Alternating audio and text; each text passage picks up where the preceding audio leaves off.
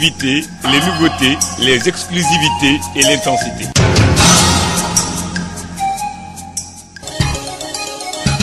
Le sport, les infos, la musique, l'actualité, le tout amusé et servi à chaud pour vous sur Radio Clédou.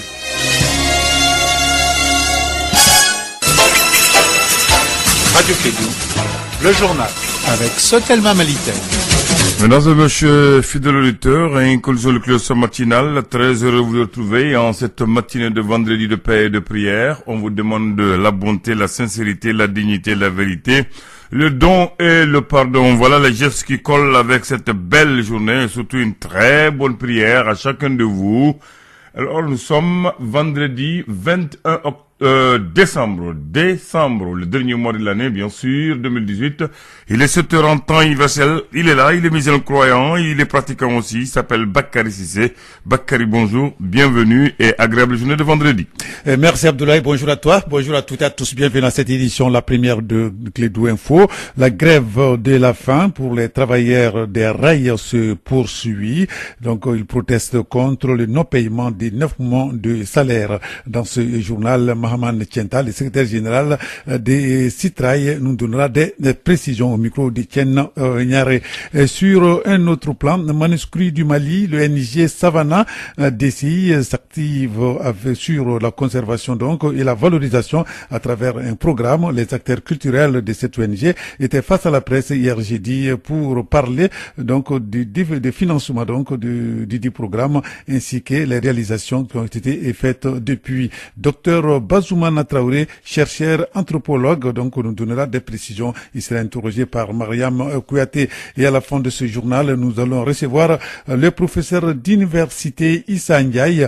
Donc une concertation de la base au sommet et non du sommet à la base. C'est la solution alternative proposée donc par les chercheurs. Donc il sera interrogé par Arounaba à la fin de ce journal. C'est le titre de ce journal. Les développements dans un instant avec Bakary Cissé.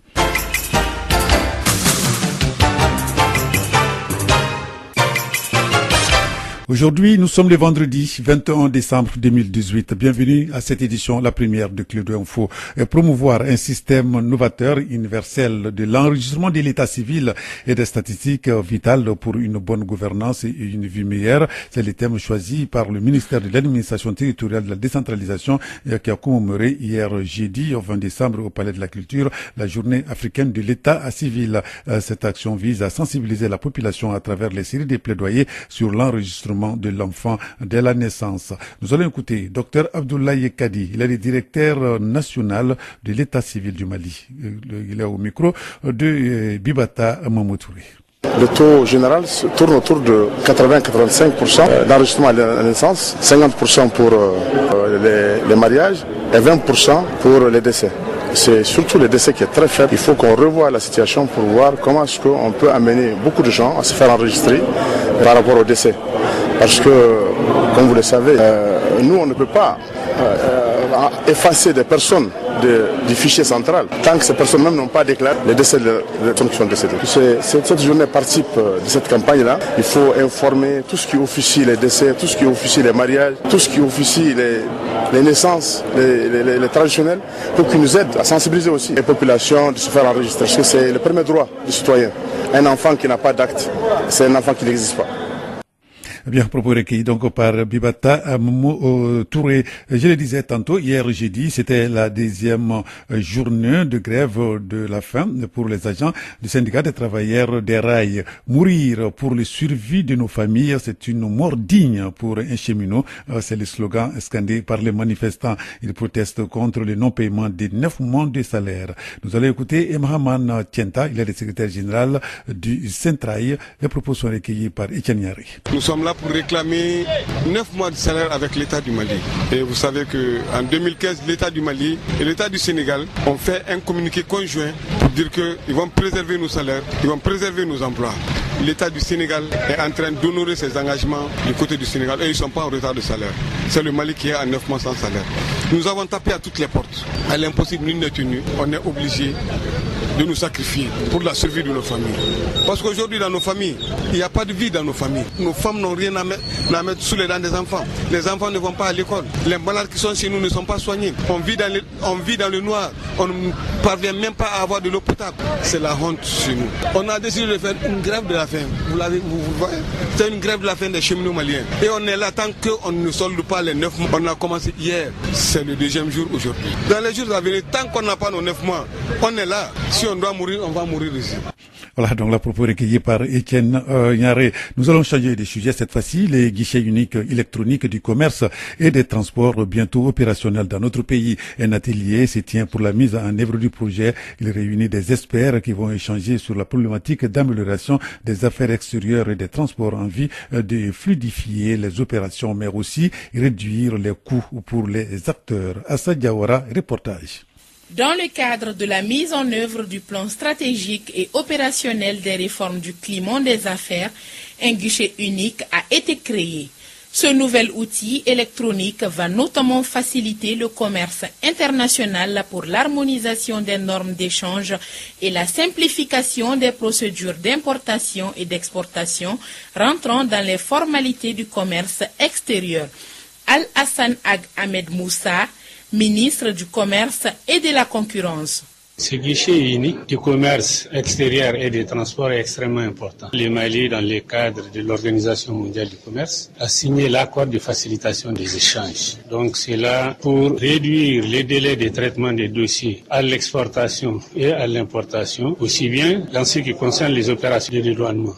La réalisation de la plateforme applicative du guichet unique permettant la dématérialisation des documents et l'automatisation des flux est acquise grâce à un financement de la Banque africaine du développement. La problématique de la dématérialisation de l'administration suscite un intérêt mondial. Comme en attestent les recommandations des Nations Unies relatives à la mise en place de guichets uniques dans le but de faciliter les activités liées au commerce international. Cette problématique fait l'objet des préoccupations mondiales, non seulement dans le cadre des décideurs politiques, mais également dans la sphère des chercheurs. Le coût du projet d'électronisation du guichet unique s'élève à plus de 985 millions de francs CFA. Merci Assa Diawara. Désormais, une solution technologique pour l'adhésion et le paiement des cotisations de l'assurance volontaire est disponible. Ça s'est fait donc par Orange Money. C'est grâce à un partenariat tripartite entre la société Orange Mali, l'INPS et SAR Emploi. La cérémonie de lancement s'est tenue hier dans un hôtel de la place. Reportage Arunaba. AV+, c'est le nom de cet outil qui permet d'adhérer et ou de payer les cotisations des différentes prestations de l'assurance volontaire via Orange Money. Le service est déjà effectif. So Rugiatouba, directrice générale Orange Finance Mobile Mali. Grâce au service de paiement mobile sécurisé Orange Money, nos clients peuvent souscrire facilement à l'assurance volontaire, payer leurs cotisations ou celles de leurs proches, consulter leur compte AV+, vérifier les derniers paiements réalisés avec leur mobile ou encore s'informer tout simplement sur l'assurance volontaire. L'ouverture de ce service est déjà effective et disponible pour tous les clients Orange Money, tous les Maliens et partout au Mali. Cet outil technologique permet de promouvoir les prestations de l'assurance volontaire. Djadje Sangaré, directeur général SAR Emploi Mali. Informer, sensibiliser et mobiliser les personnes éligibles à l'assurance volontaire, organiser et préparer leurs dossiers en vue de leur affiliation par l'INPS. Pour mener à bien son mandat, SR Emploi avait mis en place une organisation interne appropriée, mais aussi dégager des stratégies innovantes, parmi lesquelles une flexibilité dans les modalités et moyens de paiement des cotisations, et ce, en nouant des partenariats avec les opérateurs mobiles de la place, parmi lesquels Orange Money. L'assurance volontaire est un régime destiné aux travailleurs indépendants, c'est-à-dire les non-salariés, notamment les artisans, les commerçants ou autres industriels. Clé d'Info, première édition, 7 heures passées de 9 minutes dans notre studio. Parlons culture à présent. La pyramide du souvenir s'est ouverte hier, donc jeudi, donc à cet endroit, une exposition photo dénommée Exposition du souvenir. C'est une quarantaine de photos composées d'anciennes figures emblématiques du Mali et d'autres pays. ainsi que des photos du patrimoine culturel de notre pays. Donc, on se trouve donc à ces lieux. L'ouverture donc de la session, c'était hier. Elle était placée sous l'égide du ministre de la Culture, Ndiaye Ramatoulaye Diallo. Mariam Kouyaté nous en parle. Une quarantaine de photos des combattants de la liberté et de la démocratie, des pères fondateurs du Mali et d'ailleurs, des pionniers sont exposés à la pyramide du souvenir. Cette exposition qui est à sa 2e édition a pour thème cette année Souvenir. Selon le commissaire des expositions photos, cette initiative de la direction de la pyramide est partie d'une idée de faire connaître l'histoire du Mali à la jeune génération. Ces expositions permettront à la jeune génération du Mali d'assimiler le passé par quelques grandes personnalités du Mali, aussi ceux qui ont fait la fierté du peuple noir en général et des sites de patrimoine historique. Figurent à cette exposition des chefs d'État, des syndicalistes, des panafricanistes engagés pour l'émancipation de l'Afrique et d'ailleurs. On peut noter l'actuel chef de l'État, Ibrahim Boubacar Keïta, et l'ensemble des anciens présidents de la République du Mali et d'ailleurs, comme Félix Houphouët-Boigny de la Côte d'Ivoire, Nelson Mandela de l'Afrique du Sud, Thomas Sankara du Burkina Faso, Sékou Touré de la Guinée, Muammar Kadhafi de la Libye, entre autres. Les personnalités du monde de la culture n'ont pas été non plus oubliées, Djeli Baba Sissoko pour ne citer que ce dernier. Cette vitrine se tiendra pendant quelques semaines à la pyramide du souvenir. Alors, merci Mariam Kouyaté. Nous allons rester avec vous cette fois-ci pour parler des manuscrits du Mali. L'ONG Savama DCI s'active sur sa conservation donc, et sa valorisation à travers donc un programme. Les acteurs culturels de cette ONG étaient face à la presse hier jeudi pour parler de la problématique du financement du programme ainsi que les réalisations qui ont été faites. Nous allons écouter Dr Bazoumana Traoré, chercheur anthropologue. Il est interrogé par Mariam Kouyaté. Ce programme prendra fait cette année, dans ce mois de décembre. Et voici les résultats auxquels nous sommes parvenus. Au niveau du répertoire des manuscrits, ces répertoires sont faits en 2 langues. En arabe, ensuite ils sont traduits en français. Donc pour ça, 348 828 manuscrits ont été, le répertoire a été élaboré en arabe et en français. Ça c'est concernant les manuscrits évacués de Tombouctou vers Bamako. Et aussi, nous avons pu répertorier à Ségouville 4682 manuscrits dans une bibliothèque à Ségou. En ce qui concerne la confection des boîtes, il y a 42 318 boîtes confectionnées et qui contient aujourd'hui 370 050 manuscrits. La rénovation, la restauration et la réhabilitation des bibliothèques. Dans la région de Tombouctou et la ville de Tombouctou, il y a eu 36 bibliothèques qui ont été réhabilitées. Et à Ségou, il y a eu 2 bibliothèques.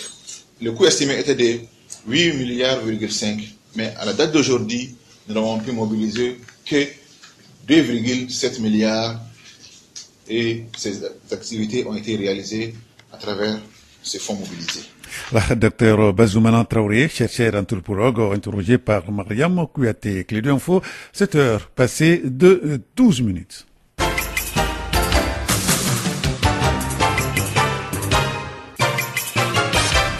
La commune rurale de Kourouma, dans le cercle de Kindia, région de Sikasso, à une cinquantaine de kilomètres donc de la ville de Sikasso, vient d'avoir son centre d'accès universel. La cérémonie d'inauguration du centre, c'était hier jeudi, s'inscrivant donc dans les cadres de la politique de réduction de la facture numérique du gouvernement du Mali. Le centre de Kourouma va permettre aux populations de la dite commune d'être connectées et interconnectées pour qu'elles soient au courant donc et en phase donc de l'évolution du monde. Voilà, donc c'est ce qui nous dit dans ce reportage Djeneba Yapenidoulou. Elles étaient des centaines, les populations de cette commune de Kourouma, à prendre part à l'inauguration de leur centre d'accès universel. Un centre pilote qui certainement va accélérer le processus de développement de Kourouma. Adama Diara, maire de la commune rurale de Kourouma. Le centre d'accès universel de Kourouma contribuera certainement à améliorer le niveau d'apprentissage, la qualité du travail et de la performance respectivement des acteurs scolaires et des membres du conseil communal. Au regard de l'utilité de cet outil, nous avons prévu de mettre en place un comité de gestion du centre pour nous assurer de la bonne utilisation et de la maintenance des précieux équipements. Au-delà du centre d'accès universel de Kourouma, une soixantaine de centres sont installés dans des localités. Un programme qui devrait toucher tout le territoire du Mali. Cheikh Omar Maïga, secrétaire général du ministère de l'économie numérique et de la communication. Cet investissement conséquent s'inscrit dans le droit fil de la mise en œuvre de la politique nationale de l'économie numérique à travers l'intégration et l'appropriation des types. Le projet d'accès universel se conçoit comme un tremplin promoteur d'activités à forte valeur ajoutée, un élément essentiel de la création d'emplois locaux. À ce titre, il faudrait l'apprécier en tant que vecteur de développement pour les créneaux à impact socio-économique réel. À la cérémonie d'inauguration du centre de Kourouma, les femmes rurales de la localité ont démontré leur savoir-faire de l'ordinateur à la délégation et au directeur de l'agence de gestion du fonds d'accès universel. Des retours de Kourouma, Yapene Djeneva Dolo pour la radio Clé. Merci Djeneva Yapene Dolo depuis Ségou. Nous arrivons maintenant à la page invitée de cette édition. Devant, sinon face au déficit du dialogue entre l'opposition et le pouvoir public aujourd'hui, une concertation de la base au sommet et non du sommet à la base, donc doit être la stratégie. Donc, en tout cas, c'est la solution alternative proposée par les chercheurs et professeurs Issa Ndiaye que Aruna a interrogé. Suivons l'entretien. Bonjour monsieur. Bonjour. S'il vous plaît, présentez-vous à nos auditeurs. Je suis Issa Ndiaye, professeur d'université. Okay, monsieur Ndiaye, quelle analyse faites-vous sur l'absence du dialogue entre l'opposition et la majorité? Bon, je pense que ce blocage, l'absence de dialogue est surtout le résultat de stratégies politiques, à mon avis, qui sont divergentes, quoi. Il me semble qu'aujourd'hui, la question du contentieux électoral n'est pas dépassée. N'est pas dépassée surtout au niveau de l'opposition, qui continue donc à revendiquer la victoire, malgré le fait que cette victoire ait déjà été sanctionnée par la Cour constitutionnelle et reconnue en tant que telle par la plupart des acteurs nationaux et internationaux. Et de l'autre côté, c'est difficile aussi pour un pouvoir qui semble avoir été adoubé sur le plan de la légitimité, sur le plan de la légalité plutôt, par la Cour constitutionnelle, qu'il accepte donc de ne pas être reconnu par une force politique qui est censée être son opposition. Donc il y a forcément quelque part un dialogue de sourds. Et quelles conséquences cette situation peut engendrer? Bon, je pense qu'il y a une stratégie politique au niveau de l'opposition qui parie sur le fait que, en rendant en quelque sorte la gestion du pouvoir presque impossible, en paralysant le pouvoir, au bout du compte, elle arrivera donc à renverser la situation, ce qui est un pari assez risqué au niveau du pays. Je pense que l'opposition se trompe en quelque sorte en tablant sur une stratégie de renversement du pouvoir par le recours donc à la rue. Donc je pense que c'est ça sa stratégie principale. Bon, malheureusement, cette stratégie a des limites dans la mesure où il faut qu'elle ait un projet politique alternatif qui puisse permettre aux populations donc d'adhérer à cela. Or, ce n'est pas le cas.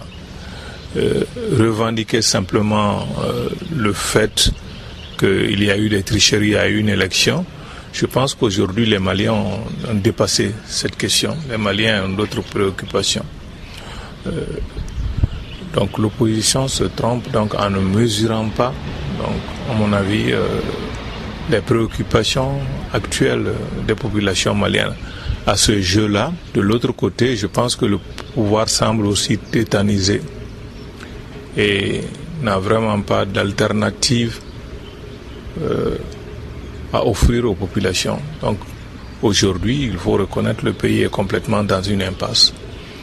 Et ce n'est pas une impasse simplement de l'opposition ou une impasse simplement de la majorité, je pense que c'est une impasse de la classe politique. Parce que quand on voit un peu le peu d'intérêt que ce jeu politique suscite au niveau des populations, que cela n'est pas mesuré à sa juste valeur donc par la classe politique, on est dans une sorte donc de voie sans issue. Qu'est-ce qu'il y a lieu de faire? Bon, il faudrait certainement y réfléchir. Et quelle peut être la solution selon vous? À mon avis, la solution, c'est d'aller vers ce que moi j'appelle des assises nationales, populaires, souveraines. Le pays est dans un blocage total à tout point de vue, pas seulement sur le plan politique. Vous savez, il y a les crises sécuritaires, il y a des crises ethniques, il y a des crises, j'allais dire, territoriales, avec la question du découpage territorial qui est en cause. Donc ce pays connaît aujourd'hui des déchirures qui sont graves et si on n'y prête pas attention, qui risquent de mettre en péril l'unité et la viabilité du territoire national. Donc dans une pareille situation, il est indispensable de recourir à la sagesse des populations. Et il faudrait donc convier l'ensemble des Maliens au dialogue, mais cela ne saurait se faire comme on a procédé jusqu'ici et comme le régime est en train de procéder à travers les concertations régionales. Il faudrait donc créer des espaces où les populations pourront s'exprimer en toute indépendance, pas dans le cadre d'un système de cooptation, parce que la crise est telle qu'il faut aller en profondeur jusque dans les hameaux de village. Il faut construire une dynamique de concertation, non plus du sommet vers la base, mais de la base vers le sommet. Voilà, donc là, c'était le chercheur professeur Issa Ndiaye qui se prononçait par rapport au déficit de dialogue entre l'opposition et le pouvoir actuellement qui plonge, selon lui, le pays dans l'impasse. Voilà, c'est tout pour cette édition, la première des Clés d'Info. Merci de l'avoir suivi. Restez avec nous dans un instant. La République électe sur notre antenne. Présentation de ce journal, Bakary Sissé, mise en onde Abdoulaye Andane. Radio Kédou, le journal avec Sotelma Malitel.